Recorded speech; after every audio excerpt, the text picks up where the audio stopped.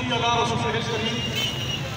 अम्मा बाद फ़अऊज़ु बिल्लाहि मिनश शैतानिर रजीम। बिस्मिल्लाहिर रहमानिर रहीम। काबिल एहतराम सादात उज़्ज़ाम और मेरे गयूर टीएमपी के नौजवानों, बुजुर्गों, साथियों, मैंने सिर्फ आपसे दो बातें करनी है।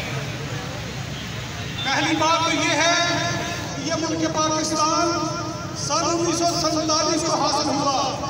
तो जब ये पाकिस्तान हासिल हुआ तो तारीख उठा के देख ले कि ये तारीख, ये जिला नारोवाल, तहसील शकरगढ़, पूरे पाकिस्तान गवाह है, तारीख गवाह है कि सबसे ज्यादा शहादतें इस बॉर्डर के ऊपर हुई थी।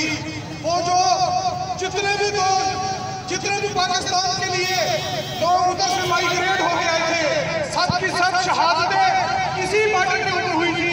नारोवाल के वो गयूर नौजवान जो आज CLP की क़यादत कर रहे हैं, इनके बुजुर्गों ने और अल्लाह ने उस वक्त भी पाकिस्तान बनाने में इस मुल्क में किरदार अदा किया था।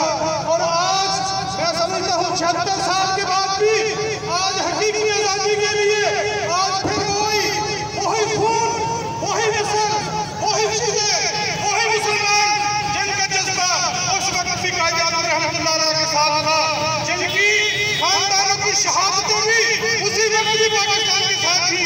आज भी वही क़यादतें अल्लाह के फज़ल और करम से मैं समझता हूँ कि साद हुसैन रिज़वी साहब की क़यादत में ये पाकिस्तान आज़ाद होगा। और इंशाअल्लाह TMP की क़यादत जो है वो क़यादत है पाकिस्तान में, जिसके ऊपर कोई दाग नहीं लगा सकता, जिसके ऊपर कोई इल्जाम नहीं लगा सकता। ये वह क़यादत है जो मुल्क की तकदीर को बदलेगी।